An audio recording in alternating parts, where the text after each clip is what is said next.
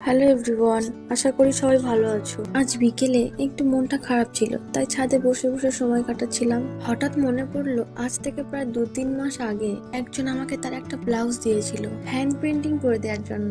আমার তো একদম মনে ছিল না, তো চলো আজ ব্লাউজটা রেডি করা যাক। তো প্রথমে ফ্রেমের লকটা ভালো করে টাইট করে নিতে হবে, আর খেয়াল রাখতে হবে এটা যাতে কোনো রকম ভাবে আলগা না হয়। আর হ্যাঁ, আমি পেন্সিল দিয়ে একটা ডিজাইন ড্র করে নিয়েছিলাম। এখানে আমি নিয়েছি একটা 000 তুলি আর নিয়েছি ফেব্রিক রিলের অ্যাক্রিলিক কালার। আমি তোমাদেরকে কিছু কথা বলতে চাই। আমি অনেক ভিডিওতে দেখেছি, অনেকেই বলেছে যে অ্যাক্রিলিক কালার কাপড় ইউজ করলে নাকি ধুলে উঠে যায়, বেশি দিন টেকে না। আর হ্যাঁ, মিডিয়াম, অনেকে এটা নিয়ে এত মাতামাতি করেছে যে এটা ইউজ না করলে তো হ্যান্ড পেন্টিং করাই উচিত না। অ্যাকচুয়ালি রংটা অনেকদিন ইউজ করার পর কনসিস্টেন্সিটা মোটা হয়ে যায়, সেটাকে আগের অবস্থায় ফিরিয়ে আনার জন্য মিডিয়াম ইউজ করা লাগে। তোমরা চাইলে জলও ইউজ করতে পারো, কিন্তু পরিমাণ বুঝে। তো এই অ্যাক্রিলিক কালার আর মিডিয়াম নিয়ে অনেকেরই অনেক কৌতূহল ছিল। আশা করছি এই ভিডিওটা দেখার পর আর কোনো কনফিউশন থাকবে না।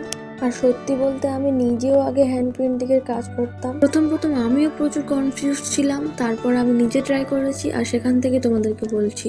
আরেকটা কথা, আমি কিন্তু এটা বলিনি যে মিডিয়াম ইউজ করতে নেই, আমি এটাই বোঝাতে চাইলাম যে মিডিয়ামটা ইউজ না করলেও চলে। যাই হোক, আজকে কাজটা করতে আমার প্রচুর প্রবলেম হচ্ছিল, কারণ তুলিটার অবস্থা একদমই খারাপ হয়ে গেছিল।